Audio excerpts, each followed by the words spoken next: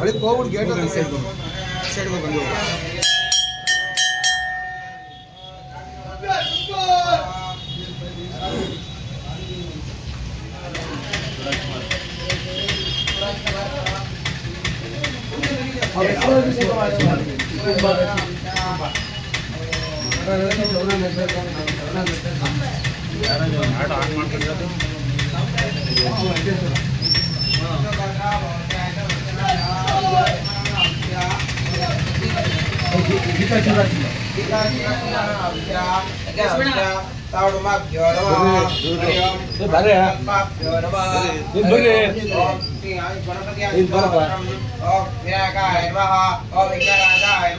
ओम गौरीपुत्राय नमः ओम गणेश्वराय नमः ओम स्कंदतेजाय नमः ओम अव्यये नमः देवरागाय नमः ओम सर्वधनाय नमः ओम संकल्पाभ्यो नमः ओम आंजनेयाय नमः ओम महावीराय नमः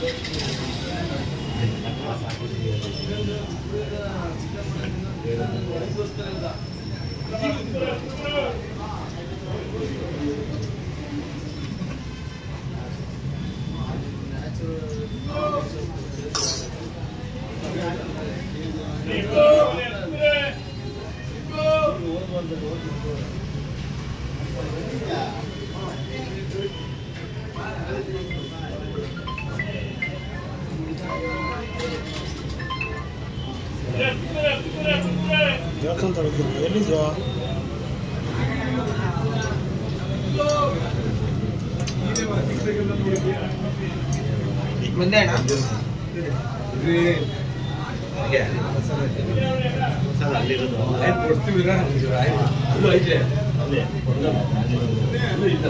ಬಂಧುಗಳೇ, ಎಲ್ರಿಗೂ ನಮಸ್ಕಾರ. ಇವತ್ತು ಕನ್ನಡ ಚಿತ್ರರಂಗದ ಹಿರಿಯ ನಟ ಡಾಕ್ಟರ್ ಶಿವರಾಜ್ ಕುಮಾರ್ ಅವರ ಏನಿವತ್ತು ಅವರ ಆರೋಗ್ಯ ಸುಧಾರಣೆಗಾಗಿ ಶಸ್ತ್ರಚಿಕಿತ್ಸೆಗಾಗಿ ಅಮೆರಿಕಾಗೆ ಹೋಗಿದ್ದಾರೆ. ಅವರ ಶಸ್ತ್ರಚಿಕಿತ್ಸೆ ಉತ್ತಮವಾಗಿ ಆಗಲಿ, ಅವರು ಮತ್ತೆ ಆರೋಗ್ಯಕರವಾದಂಥ ಸಿನಿ ರಂಗದಲ್ಲಿ ಪಯಣವನ್ನು ಮುಂದುವರಿಸಲಿ ಅನ್ನೋ ಒಂದು ನಿಟ್ಟಿನಲ್ಲಿ ಇವತ್ತು ಪರ್ವತಾಂಜನೇಯ ಸ್ವಾಮಿ ದೇವಸ್ಥಾನದಲ್ಲಿ ವಿಶೇಷವಾದಂತಹ ಸಂಕಲ್ಪ ಮತ್ತು ಪೂಜೆಯನ್ನ ನಾವು ನೆರವೇರಿಸಿದ್ದೀವಿ. ಜಿಲ್ಲಾ ಶಿವರಾಜ್ ಕುಮಾರ್ ಅಭಿಮಾನಿಗಳ ಸಂಘದ ಶಿವಣ್ಣನವರ ಸಾರಥ್ಯದಲ್ಲಿ ಮತ್ತು ಎಲ್ಲ ಕನ್ನಡಪರ ಸಂಘಟನೆಯ ಮುಖಂಡರುಗಳ ನೇತೃತ್ವದಲ್ಲಿ ಇವತ್ತು ಪರ್ವತಾಂಜನೇಯ ಸ್ವಾಮಿಯಲ್ಲಿ ಸಂಕಲ್ಪವನ್ನು ಮಾಡಿದ್ದೇವೆ. ಏನು 40 ವರ್ಷಗಳ ಕಾಲ ಕನ್ನಡ ಸಿನಿ ರಂಗದಲ್ಲಿ ಚಿತ್ರರಸಿಕರನ್ನು ರಂಜಿಸಿರ್ತಕ್ಕಂಥ ಶಿವರಾಜ್ ಕುಮಾರ್ ಅವರ ಆರೋಗ್ಯ ಸುಧಾರಣೆಯಾಗಿ ಮತ್ತೆ ಚಿತ್ರರಂಗದಲ್ಲಿ ತೊಡಗಿಸಿಕೊಳ್ಳಿ, ಮತ್ತಷ್ಟು ಚಿತ್ರಗಳನ್ನ ಈ ನಾಡಿಗೆ ಅವರು ಕೊಡ್ಲಿ ಅಂತಕ್ಕಂಥ ನಿಟ್ಟಿನಲ್ಲಿ ನಾವು ಸ್ವಾಮಿಯವರಲ್ಲಿ ಸಂಕಲ್ಪ ಮಾಡಿದ್ದೀವಿ.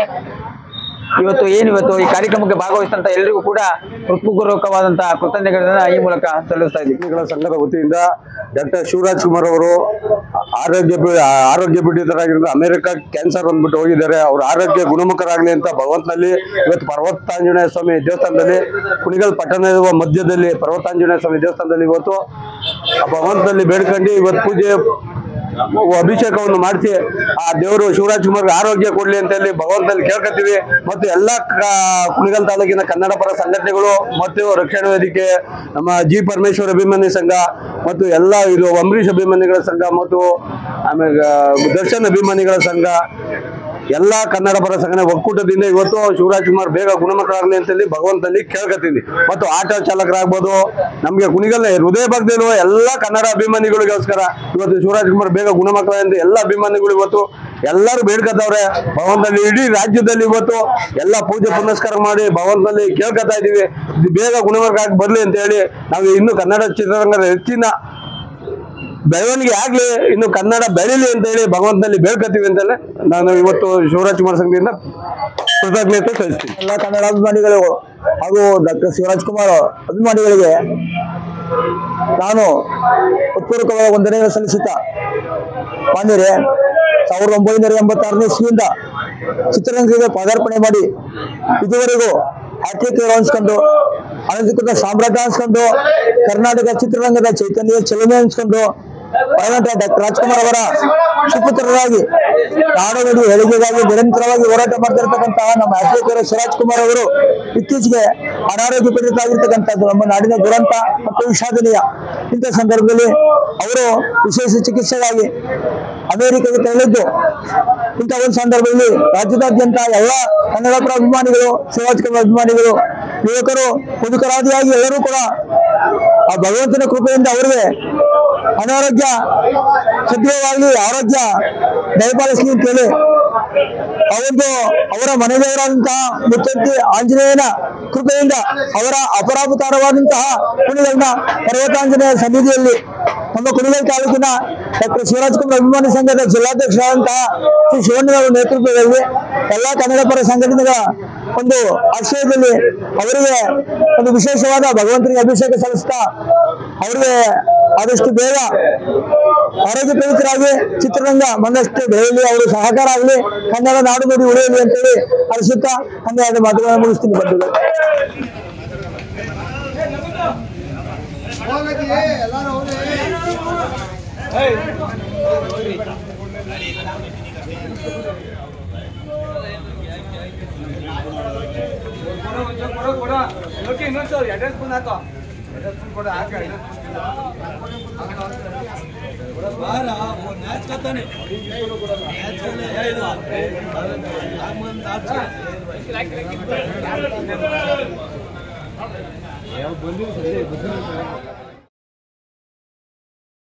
ನಮಸ್ಕಾರ, ನಾನು ನಿಮ್ಮ ಪ್ರೀತಿಯ ಡಾಕ್ಟರ್ ಶ್ರಾವ್ಯ ಎಸ್ ರಾವ್.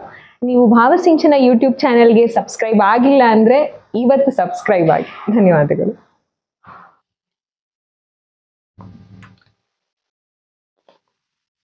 ನಿಮ್ಮೆಲ್ಲರಿಗೂ ಆಶ್ಚರ್ಯ ಆಗ್ತಿದ್ಯಾ ಯಾಕೆ ಪುಸ್ತಕಕ್ಕೆ ನಮಸ್ಕಾರ ಮಾಡ್ಕೋತಿದ್ದೀನಿ ಅಂತ? ಯಾಕಂದ್ರೆ ಇದು ರಾಮ ಜನ್ಮಭೂಮಿ ಬಗ್ಗೆ ಬರೆದಿರೋ ಪುಸ್ತಕ. ಇದರ ಸಂಪಾದಕರು ಡಾಕ್ಟರ್ ಭದ್ರಾವತಿ ರಾಮಾಚಾರಿ. ಈ ಪುಸ್ತಕದಲ್ಲಿ ಸುಮಾರು 7,000 ವರ್ಷಗಳ ಸಂಕ್ಷಿಪ್ತ ಚಿತ್ರಣವಿದೆ. ಅಲ್ಲದೆ 16ರ ವಯಸ್ಸಿನಲ್ಲೇ ಗುಮ್ಮಟ ಹತ್ತಿ ಭಗವಧ್ವಜ ಆರಿಸಿದ ಡಾಕ್ಟರ್ ರಮೇಶ್ ಅವರ ಬಗ್ಗೆ ಮಾಹಿತಿ ಕೂಡ ಇದೆ. ಇನ್ನೊಂದು ವಿಷಯ ಏನಪ್ಪಾ ಅಂತ ಅಂದ್ರೆ ರಾಮ ಮಂದಿರಕ್ಕಾಗಿ 1267 ದಿನದಿಂದ ಬೆಳಗ್ತಿರೋ ದೀಪದ ಬಗ್ಗೆ ಕೂಡ ಈ ಪುಸ್ತಕದಲ್ಲಿದೆ. ಇದಲ್ಲದೆ 500 ವರ್ಷಗಳ ಸಂಘರ್ಷದ ಹೆಜ್ಜೆಗಳ ಮಾಹಿತಿ ಕೂಡ ಇದೆ. ಪ್ರತಿ ಪುಟಗಳು ಸಹ ಕಲರ್ಫುಲ್ ಆಗಿದ್ದಾವೆ. ಈ ಪುಸ್ತಕಕ್ಕೆ ನಟ ನಿರ್ದೇಶಕ ಸುಚೇಂದ್ರ ಪ್ರಸಾದ್ ಅವರು ಮುನ್ನುಡಿ ಬರೆದಿದ್ದಾರೆ. ಈ ಕಲರ್ಫುಲ್ ಪುಸ್ತಕದ ಬೆಲೆ 500 ರೂಪಾಯಿ ಮಾತ್ರ.